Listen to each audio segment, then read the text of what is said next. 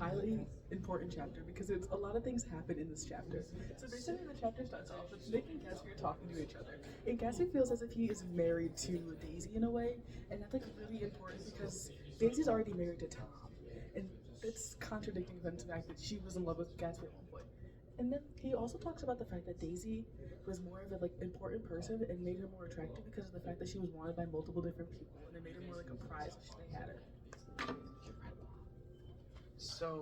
Gatsby talked to Nick about his past, and in his past, Daisy and him were together, and he was sent to war, where he signed up to go to war, and when he came back, there was a mistake, and he was sent to Oxford, and from that period on, Daisy felt more disconnected from Gatsby, and that's why they kind of broke apart, and that's when Daisy started dating other people, and she ended up being married to Tom.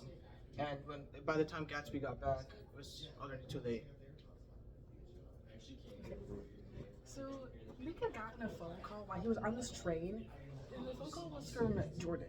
Jordan basically was saying, "Oh yeah, Jordan was at um, Daisy's house, and we're talking about how Myrtle had died." She basically also said that Nick was being really, really mean to her, but they were okay and they still wanted to see each other and move on with life. And then after that phone call had happened, he had tried to get a hold of Gatsby, he tried multiple times, but for some odd reason there was a phone call that was proceeding out of Detroit. Okay.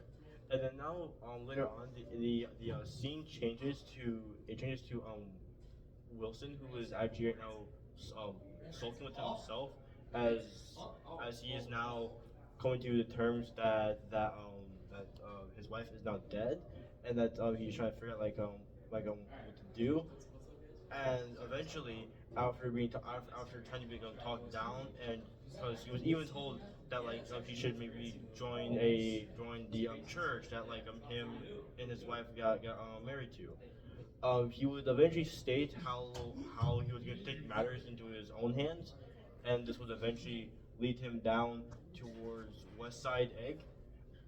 West Side Egg, yes, West Side Egg, and then he would eventually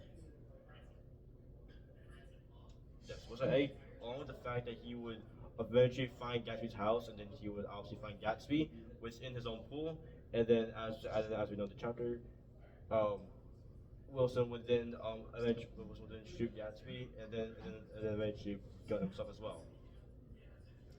Building off of that, and the next part of this is basically where Gatsby was at his house and he wanted to go for a swim, but he had left specific orders to his people to make sure that nobody had taken the car out because they were basically currently on the look for a yellow car and he was the owner of the yellow car. He went out for a swim and he wanted to make sure that if anyone had called him, hoping he would get a call from Daisy because he's still madly in love with her. He was out for a swim.